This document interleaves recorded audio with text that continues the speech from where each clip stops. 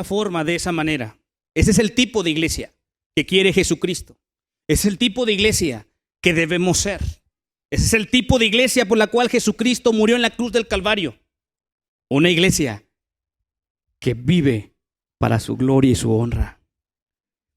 Pensando en eso, hermanos, quiero que vaya conmigo al libro de Apocalipsis. Casi no predico mucho Apocalipsis, ¿no has dado cuenta?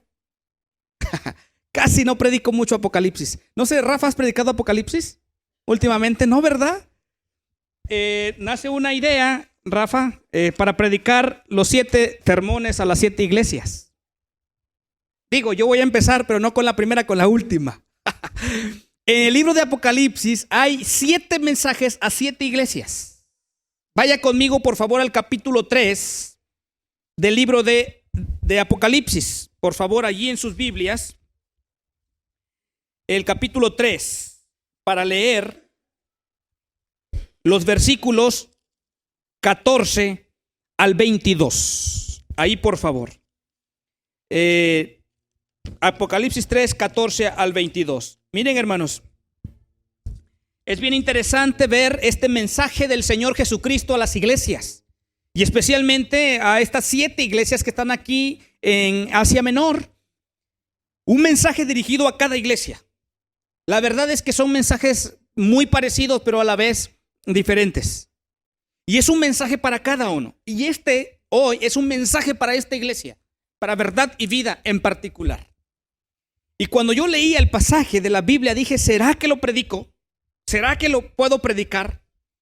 Porque es un mensaje, un pasaje que nos confronta consigo mismo. Pero Dios nos ha mandado a predicar todo el consejo de Dios. No podemos omitir. Y aquí está el mensaje para nosotros. Desde cuando lo leemos, hermanos, nos transmite un mensaje, nos da una enseñanza que no nos queda de otra más que decir, Señor, aquí estoy. Mire lo que dice la palabra de Dios. Ustedes tienen en la Reina Valera, lo tienen ahí, casi la mayoría tiene la Reina Valera 60. Déjenme, leo en la Nueva Versión Internacional este pasaje de la Escritura. Dice así: escribe al ángel de la iglesia de Laodicea. Esto dice el Amén, el testigo fiel y veraz, el soberano de la creación de Dios. Conozco tus obras. Sé que no eres ni frío ni caliente. Ojalá fueras lo uno o lo otro. Por tanto, como no eres ni frío ni caliente, sino tibio, estoy por vomitarte de mi boca. Dices, soy rico, me he enriquecido y no me hace falta nada. Pero no te das cuenta que el infeliz y miserable, el pobre, ciego y desnudo, eres tú.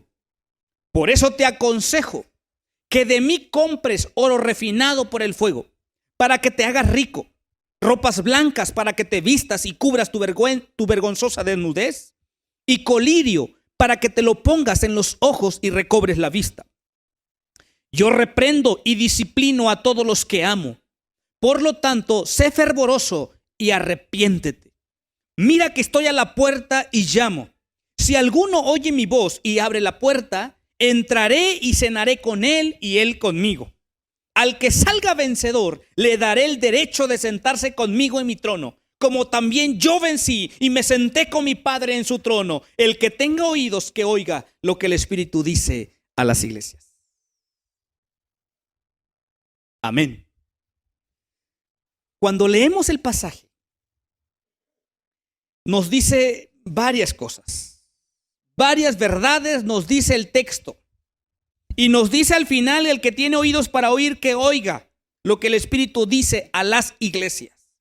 Un mensaje específicamente dado a la iglesia de Laodicea. Hay 7 mensajes para cada una de las iglesias. Yo les voy a dejar una tarea. Por favor, en esta semana usted lea los 6 mensajes más que son dadas a las diferentes iglesias. Empieza en el capítulo 2 con la iglesia de Éfeso. Usted lea el mensaje que es del Señor para la iglesia de Éfeso, para la de Esmirna, Tiatira, etc. Lea en esta semana todos esos mensajes y vea cuál es la diferencia de ese mensaje o qué similitud tienen esos mensajes.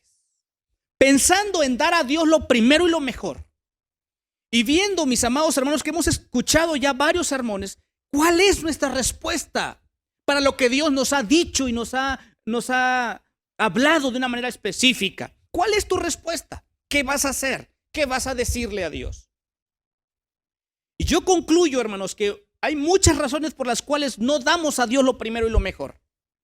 No damos de nuestro tiempo, de nuestra vida completa como una ofrenda de olor grato ante Dios. Siempre queremos dar solamente las reservas, solamente aquellas cosas que nos sobran, solamente migajas, pues.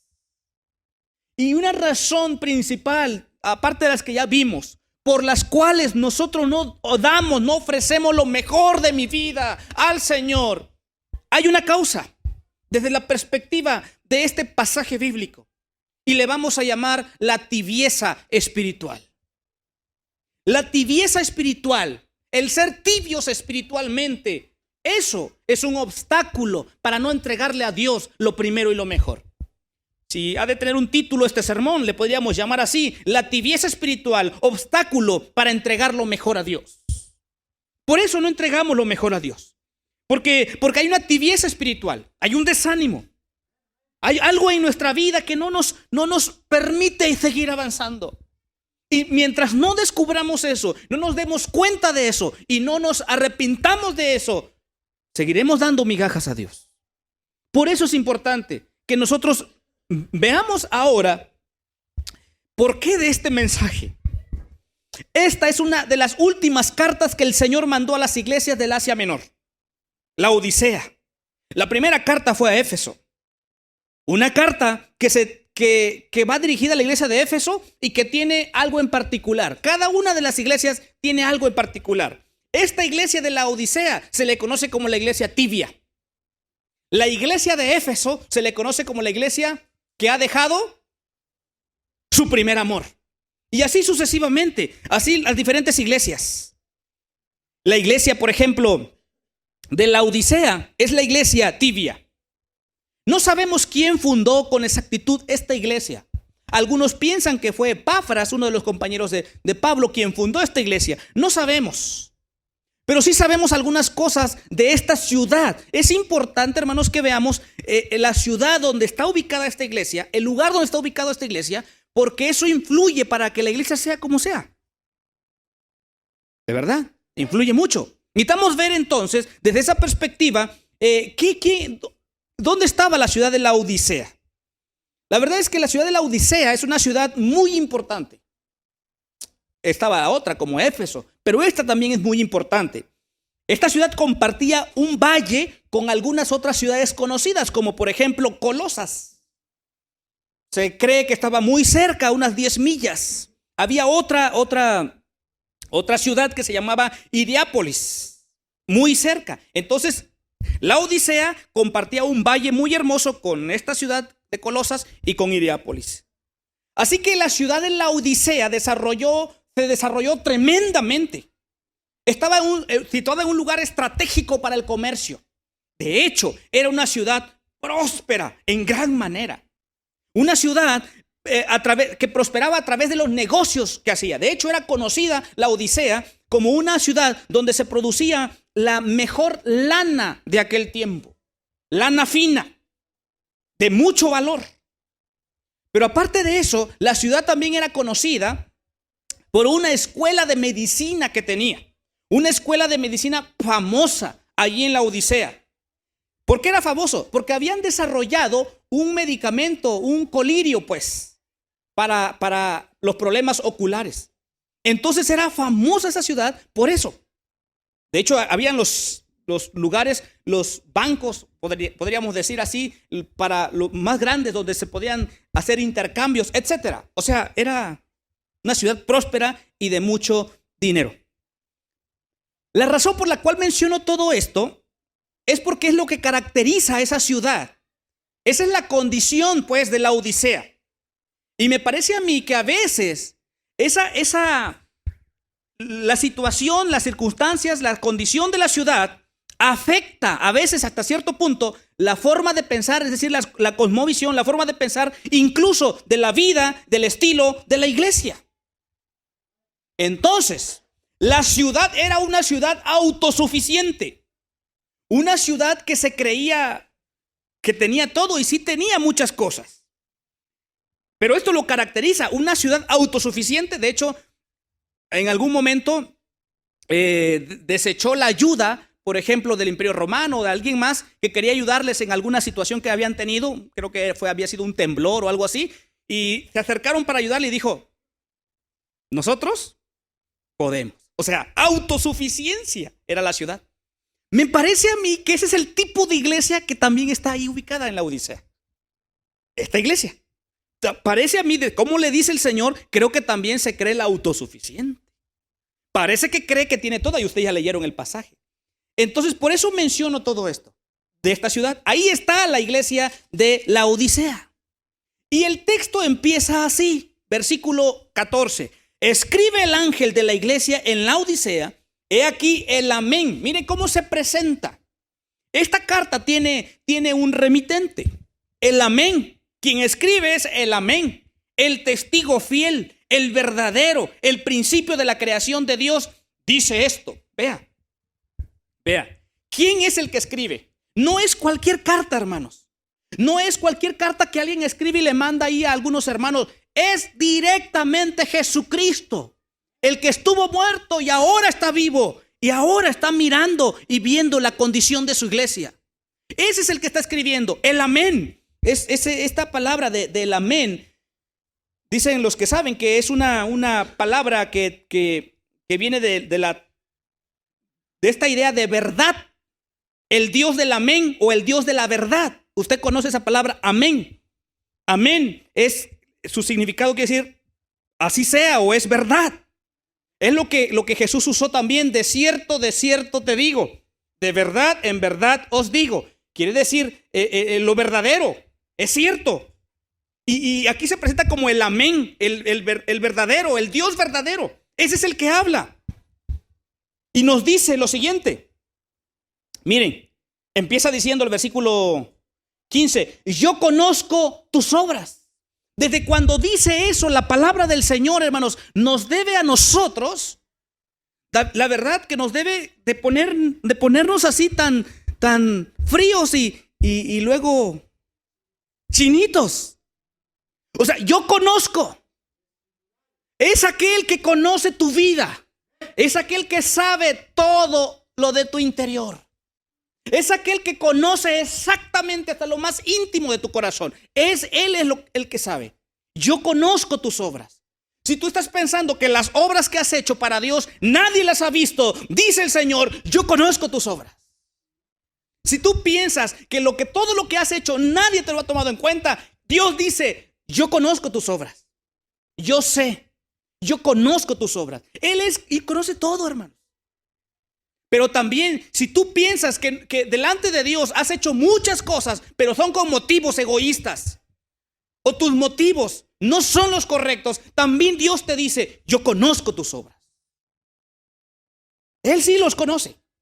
Nosotros miramos superficialmente. Nosotros miramos todo lo exterior, pero Dios mira lo interior. Dios mira tu corazón. Y esta palabra entonces va directo al corazón. Yo conozco tus obras. Yo sé quién tú eres. Yo sé lo que tú haces. Yo sé lo que tú piensas. Yo sé lo que tú sufres. Yo sé lo que hay en tu corazón. Yo lo sé. Yo conozco tus obras. Así se presenta el que da este mensaje. Luego, empieza inmediatamente. Yo conozco tus obras. Inmediatamente, que ni eres frío ni caliente, ojalá fueses frío o caliente, pero por cuanto eres tibio y no frío ni caliente, te vomitaré de mi boca. Esa es la diferencia de este mensaje de la iglesia de la Odisea, la diferencia a los demás mensajes a las otras iglesias. Porque de inmediato le dice cuál es su problema de la iglesia. ¿Cuál es su problema de la iglesia? Son tibios, su tibieza espiritual, inmediatamente. Pero quiero que vea algo. Esta es la única iglesia, mis amados, que el Señor no tiene nada positivo que decirles. Si usted nota y lee después los demás mensajes a las demás iglesias, de verdad, mire, le escribe a Éfeso, primero, le dice que ellos tienen perseverancia, les dice que ellos han sufrido por el nombre de Él. Luego les dice, y no han desmayado. Pero tengo contra ti algo. ¿Te acuerdas? ¿Has dejado tu primer amor? O sea, eres perseverante, haces esto, haces el otro, has hecho cosas extraordinarias, pero, o sea, hay un pero. Hay un pero. Y luego dice a la iglesia de Éfeso, pero luego le dice a la iglesia, por ejemplo, la que sigue, ¿cuál es? La de Esmirna. A la iglesia de Esmirna le dice, eres pobre materialmente, le dice. Pero ¿sabes qué? Eres rico espiritualmente. O sea, tiene algo malo, pero también tiene algo bueno. Luego a la iglesia de Pérgamo les dice lo siguiente, ¿sabes qué? Tú guardas bien mi nombre, le dice. Tú guardas bien mi nombre, pero, hay un pero. Con la iglesia de Tiatira le dice, yo conozco tus obras, conozco tu fe, conozco tu amor, conozco tu servicio, pero, fíjese. Con la iglesia de Sardis le dice, ¿sabes qué? Le dice algo fuerte a la iglesia de Sardis. De hecho, le dice a la iglesia de Sardis que está muerta. Así le dice. Así, usted lo va a leer después. Pero luego agrega, pero ponte en vela, le dice. Ponte en vela y afirma las cosas. O sea, estás muerta, pero como que todavía tienes algo ahí que puede revivir en algún momento. Así que ponte a vela. Pon atención. Tienes algo, pero está muerta. Pero tiene algo que algún soplo lo puede levantar a esa iglesia. Por eso quiero que usted lo lea para que pueda ver cómo está bien interesante esos mensajes. Y luego, ¿quién dijimos que era así? Sardis, ¿no? Ok. Y luego viene Filadelfia, la siguiente iglesia, en Filadelfia le dice, yo conozco tus obras y has guardado, yo conozco tus obras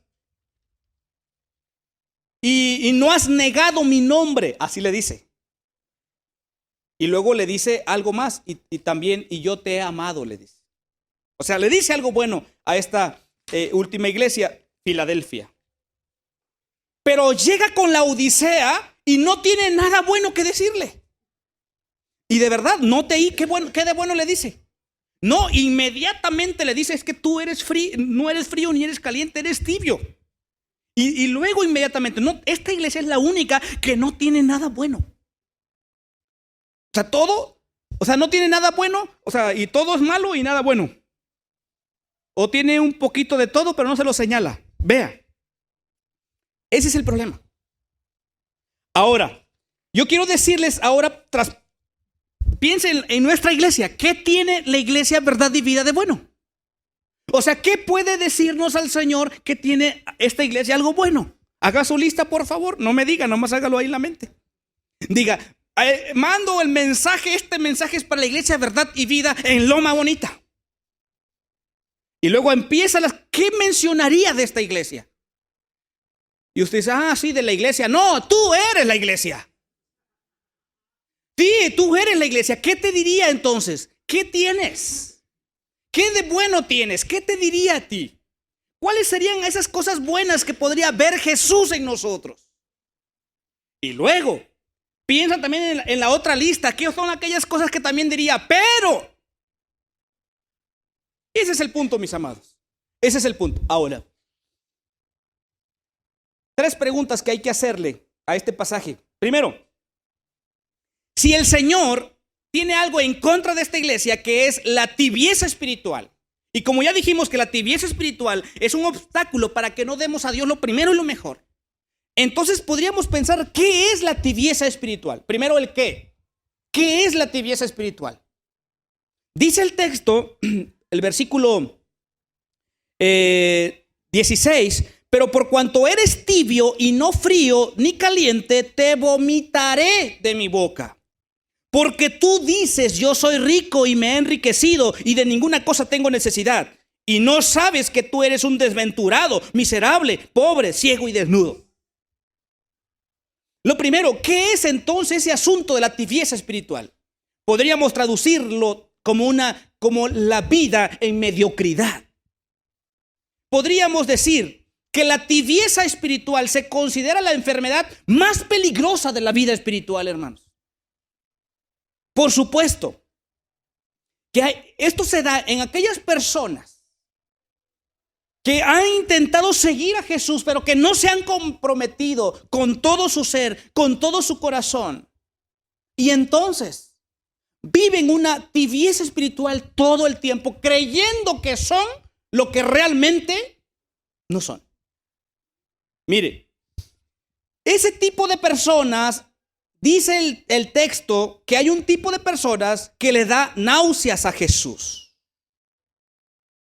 Esa clase de cristianismo incluso se empezó a ver en el primer siglo y que existe todavía en la actualidad. Vea, ese tipo de personas, esa tibieza espiritual, podríamos decir que se relaciona con la doble manera de vivir. Fría, no eres frío ni eres caliente. La tibieza entonces es tener un pie adentro de las cosas de Dios y el otro pie afuera. Eso es la tibieza. Podríamos decir, hermanos, en esta tarde que hay algunas iglesias o hay algunos cristianos que hacen llorar al Señor. Hay algunos cristianos también, en este otro grupo, que hacen irritar a Dios. Pero hay otro grupo que hace vomitar a Dios. Sí. Hay un grupo que hace llorar a Dios. Hay otro grupo que hace irritar a Dios. Pero hay otro grupo que hace vomitar a Dios. Eso dice el texto. ¿Quiénes son esos tibios espirituales? En realidad, son aquellos que no desean la palabra de Dios. Aquellos que no creen necesario la palabra de Dios o para su crecimiento espiritual. No se mantienen firmes ante las enseñanzas de lo que Dios dice en su palabra. No oran, no buscan a Dios fervientemente. Ellos son los que obedecen de pensamiento y palabra, pero solo aquello que les conviene. Cuando no es conveniente obedecer, no lo hacen. En otras palabras, ellos están comprometidos solamente hasta el grado de interés de su propia conveniencia. Esos son los fríos espirituales. Y esos son los que cambian constantemente. Su temperatura espiritual es tibia. Algunas veces caliente, otras veces fría, pero nunca estable, ni en la una ni en la otra. Vea, este es el tipo. Esta es la tibieza espiritual. Eso es lo que Dios ya no quiere. Eso es lo que Jesús ya no quiere. Y escuchamos un sermón el domingo pasado. Decide qué vas a hacer. Si vas a servir al Dios de tus padres, de tus antepasados, o al Dios de los cananeos. Pero tú decides a quién vas a hacer. Y Josué dijo, pero yo y mi casa serviremos a Jehová. Eso es lo que Dios quiere. Dios ya no quiere tibieza espiritual, mis amados hermanos, hermanas, jóvenes. Ya no quiere Dios tibieza espiritual. Quiere compromiso, quiere entrega. Eso es lo que quiere Dios. Y por eso dice aquí que hay un tipo de personas que Él vomita. Y vea, obviamente está hablando de una manera metafórica. ¿Por qué?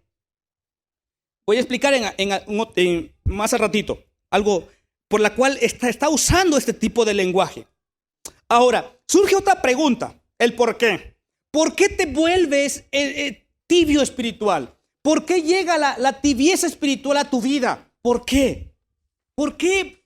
¿Por qué en un momento dado estabas fuerte, sirviendo, contento, alegre, feliz? ¿Qué pasó? La tibieza espiritual ocurre por una desmedida preocupación por las cosas materiales. La tibieza espiritual es cuando cambias tu perspectiva, cuando quitas tu mirada de Dios y las pones en otras cosas. Cuando el trabajo te absorbe, cuando los estudios te absorben, cuando las tareas te absorben, cuando todo aquello tú te metes a esto y cambias tu mirada, es cuando empieza la tibieza espiritual. No es de la noche a la mañana, es un proceso. Jóvenes, muchachos, hermanos. A veces decimos, hermano, yo no sé por qué, pero ya no siento ganas de ir a mi célula. Ya no siento ganas del discipulado. Es más, ya me regresaron. Eso quiere decir que Dios no quiere que yo siga. ¿Por qué? ¿Qué pasa? Ya no siento muchas ganas de reunirme. Antes sí tenía mucho fervor para Primero llegaba yo a la iglesia. Es más, ayudaba yo a barrer, a poner silla. Ahora eres el último que llegas. ¿Qué está pasando? La tibieza espiritual ya llegó a tu vida. Precisamente porque has cambiado tu mirada. Porque te has enfocado más en las cosas que tienes aquí. En las cosas. Y las has agarrado tanto que ahora no puedes soltarlas. Y entonces empezamos a echarle la culpa a todos. A todo mundo de nuestra tibieza espiritual. Pero nadie tiene la culpa de eso. Tú has decidido vivir así. Y el Señor no quiere eso. Ese es un asunto. Pero también, hermanos, la tibieza espiritual viene también por la autosuficiencia. La tibieza ocurre por la autosuficiencia. Mire lo que dice el texto. Versículo 17. Porque tú dices, yo soy rico y me he enriquecido y de ninguna cosa tengo. ¿A qué le suena eso? Soberbia, autosuficiencia. No, yo no necesito. Yo no necesito de nadie. Yo no necesito de nada, yo estoy bien. ¿Ha escuchado eso? ¿Le suena familiar? Yo estoy bien. No necesito a Dios, de nadie más. O sea, mire lo que dice el texto. Tú dices esto, tú dices que tienes, tú dices que no necesitas nada, pero la tibieza empieza con la autosuficiencia. Ahora, es un problema muy serio. La tibieza es un problema muy serio. Los primeros aquí que menciona, entonces hay tres grupos.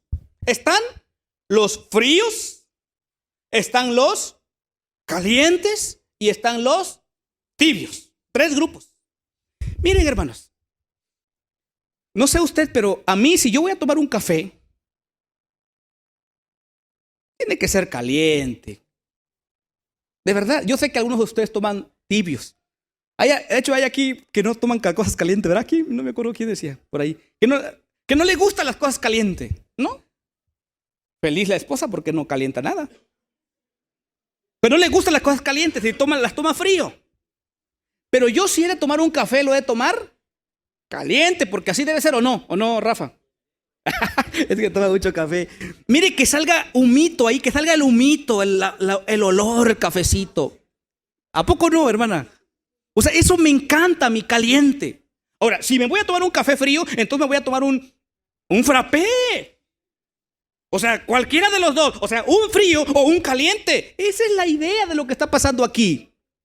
Esa es la idea. O sea, no puede haber. Ahora, les explico la situación de la ciudad. Mire, dijimos que había dos ciudades alrededor de la Odisea. ¿Cuál era? No. Hierápolis era una y la otra Colosas. Exacto. Dos ciudades. Fíjese que en Colosas había manantiales de agua fría. De agua fría. Consideraba la gente esos manantiales de la iglesia de la ciudad de Colosas aguas refrescantes, frías. Pero bien chistoso, porque la ciudad de Hierápolis tenía también sus fuentes o sus manantiales, pero de aguas calientes. Entonces esas aguas eran consideradas relajantes. O sea, vea, Colosas tiene agua fría, refrescantes, y Hierápolis tiene agua termales, o sea, calientes, para relajarse. Y aquí está en medio la Odisea. La Odisea no tiene agua. La Odisea trae agua de Hierápolis en acueductos. Así que cuando sale el agua de Hierápolis sale caliente. Pero cuando llega a la Odisea, está tibia. ¿Se dan cuenta de esta metáfora que está usando el Señor para hablarles, para enseñarles? O sea, dice el Señor, a ver si me entienden pues. Y obviamente que la iglesia de la Odisea lo entendió perfectamente. Así que cuando el agua venía por acueductos de Hierápolis, cuando llegaba a la Odisea, estaba sucia, estaba tibia y no servía para nada.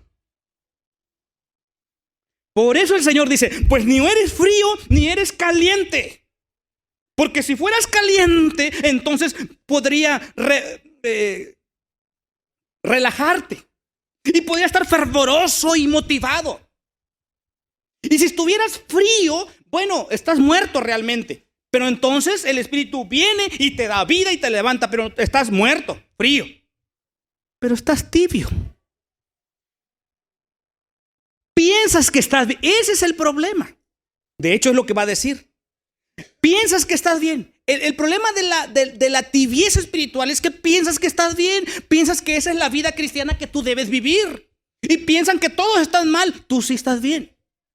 La tibieza espiritual tiene que ver con eso. El tibio espiritual es más difícil de convertirse. El frío, el que está frío, está muerto. Cuando el espíritu lo toca, se convierte. Pero el tibio es aquel que anda por allá, el que ya fue a una iglesia, fue a otra, y dicen todas las iglesias están mal. El tibio es aquel que lee cuando tiene necesidad, que busca un texto para suplir su necesidad, que busca a un hermano cuando se siente solo, que busca una iglesia cuando tiene una necesidad. Ese es el tibio. Ese es el tipo de persona que anda de aquí para allá, no tiene una entrega completa a su Dios y a su iglesia. Es más difícil. Es lo que decimos las personas que están allá afuera vacunadas contra el evangelio, ¿verdad? Que es difícil que se convierten. Cuando tú le hablas, dices, no, yo también ya he escuchado. Y entonces, no, también yo tengo un familiar que me habla de Cristo. Y entonces, no, pero todos son hipócritas. ¿Han escuchado eso? ¿Sí? Esos son los tibios. Y eso es lo difícil, mis amados hermanos. Eso es lo complicado. Eso es lo complicado. Entonces, las personas tibias son las más difíciles de convertir. Las personas tibias se identifica con el cristianismo. Incluso hace cosas como el cristiano, el tibio. Viene a la iglesia todos los domingos. Ora, lee su Biblia. Pero no vemos el carácter de Cristo en su vida. No vemos el carácter de Cristo formándose en él. Años vienen, años van. Llega el 2016 y no cambian. Hablan de cambios, pero ellos no cambian. Hablan de la palabra, pero ellos no se alimentan. Son gente que dicen, pero no hacen. Y de ese grupo habló Jesús muchas veces. Las personas tibias son más difíciles. La persona tibia es más difícil porque se cree salvo. Ve el pecado de otros, pero no puede ver el suyo. Ve a los demás debajo de su espiritualidad. Él tiene la mente funcionando, pero su corazón está detenido. Este es el que de labios alaba, el de labios honra a Dios, pero su corazón está lejos de él.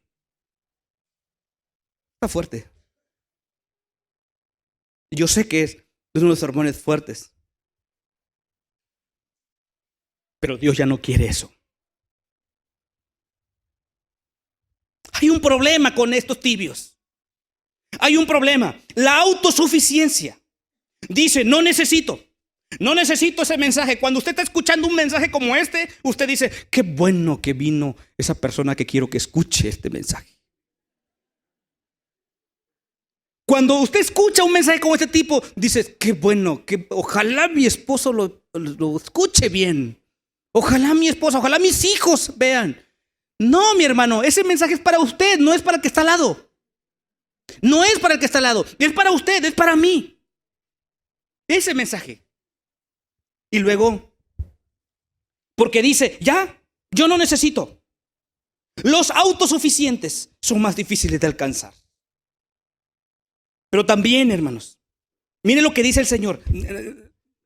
Decimos, es que yo pienso, es que yo sé, es que yo creo. Y luego el versículo 17 dice, porque tú dices, yo soy rico, me he enriquecido y de ninguna cosa tengo necesidad y no sabes, vea, y no sabes, vea esa, y no sabes. O sea, tú piensas eso, pero no es eso, porque yo conozco tus obras y tú no sabes. Tú no sabes. Gracias, hermano. Yo tenía uno, pero no sé dónde estaba. Miren, lo asombroso lo asombroso de este grupo de personas tibias es que no se dan cuenta de su necesidad y del peligro en el que están, en su condición espiritual.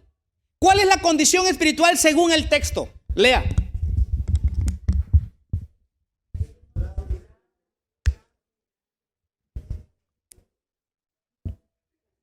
Hasta da cosa leerlo, ¿verdad?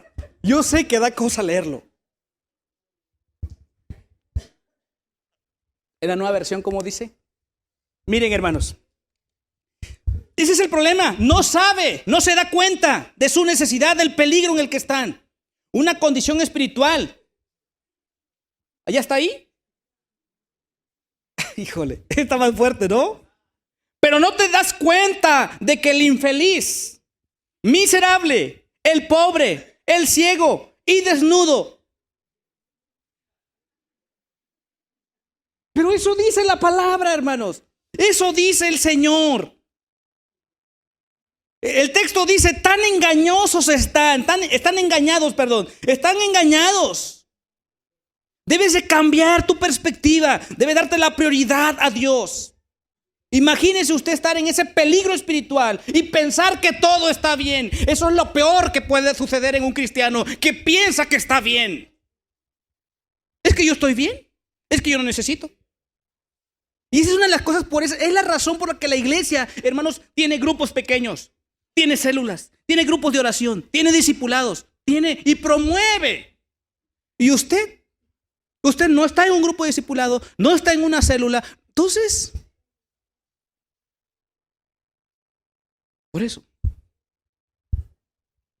Y por último, miren.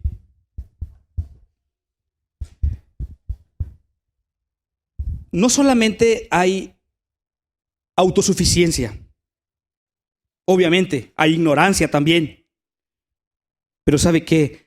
También hay indiferencia. No sabes que tú eres. Y luego, vean la gracia de Dios. ¿Hay esperanza para los tibios, hermano? El siguiente texto, aquí tenemos la solución. Entonces dijimos qué era, ya vimos qué era, ya dijimos por qué caemos allí. Ahora vamos a ver, no nos quedemos ahí nada más. Ahora, ¿cómo salir de ahí? Aquí está entonces. ¿Cómo salir de ahí? Aquí está la solución, hermanos. La solución a la tibieza espiritual. El cómo. Dice el versículo 18. Por tanto, yo te aconsejo que de mí compres oro refinado en fuego, para que seas rico. Vestiduras blancas para vestirte y que no te descubra la vergüenza de tu desnudez, y unge tus ojos con colirio para que veas. Yo reprendo y castigo a todos los que amo. Sé pues celoso y arrepiéntete. He aquí, yo estoy a la puerta y llamo. Me encanta. Es un texto que hemos usado, todos lo sabemos de memoria. Hemos usado mucho ese texto para el evangelismo, ¿cierto? Yo le digo, ¿en qué contexto está? ¿Es para la gente que no es cristiana ese texto? Ese texto está en el contexto de una iglesia. No es para aquellos, es para la iglesia. ¿Por qué? Es un texto, una invitación. Sí, es una gracia de Dios. Es gracia de Dios en ese texto, pero también es advertencia. Dios te ha dicho y Dios te dice, me has dejado afuera. Por eso estoy tocando la puerta de tu corazón. Estoy ahí afuera. Me has dejado afuera. Me has dejado afuera de tus planes. Me has dejado afuera de tus proyectos. Me has dejado afuera de tu matrimonio. Me has dejado afuera de tu proyecto personal. Me has dejado afuera de tu vida. La tibieza espiritual hace eso. Dejar a Dios por otro lado y hacer lo que yo pienso y lo que yo creo. Por eso esta es una exhortación. He aquí, yo estoy a la puerta. O sea, hay oportunidad, pero luego dice el texto, mire, estoy a la puerta. Pero el versículo 19, yo reprendo y castigo a todos los que amo. Sé pues celoso y arrepiéntete. Esa es la solución, mis amados. Arrepiéntete. Luego dice, versículo 21, al que venciere, le daré que se siente conmigo en mi trono, así como yo he vencido y me he sentado con mi Padre en su trono. Gloria a Dios por eso, por esta gran oportunidad que Dios nos está dando de venir. Pero hay algo interesante en el texto. Vea. Por tanto, yo te aconsejo que de mí compres oro refinado. A ver, vayan a la nueva versión, como dice ese versículo. ¿Ese es? ¿Dice igual? ¿Perdón? Ok, ¿cuál es la diferencia? Por eso te aconsejo que de mí, bueno, compres, pero también dice la nueva versión, compres, ¿verdad? La 60 también dice, compres. Primera cosa, Dice el Señor, si tú estás en la tibieza espiritual, hay alguien que lo puede solucionar. Y el texto dice, por tanto te aconsejo que de mí. O sea, la única solución a la tibieza espiritual es Jesús mismo. Es Dios mismo. Tú tienes que ir aquí. No tienes que irte a dar un champuzón allá a Yerbelagua. No tienes que irte a dar un champuzón allá a Alaska, donde está el hielo, el frío. No tienes que ir a pagar una cuota no sé dónde. No tienes que ir a buscar a ver a quién le ofreces y das ofrendas. No. Aquí dice, ven a mí, aquí yo estoy. Para la solución de tu problema. Pero hay algo más que el texto agrega. Yo quería ver si esa palabra de compres está en las dos versiones. Yo creo que sí. ¿Saben cuál es la idea? Vean, ¿qué significa eso ahora? Porque es interesante lo que dice ahí. Porque por gracia soy salvo, por medio de la fe. Gloria a Dios. Pero aquí está diciendo, si tú quieres restaurar tu vida, ahora compra. ¿Qué quiere decir eso? Ahora tiene un precio.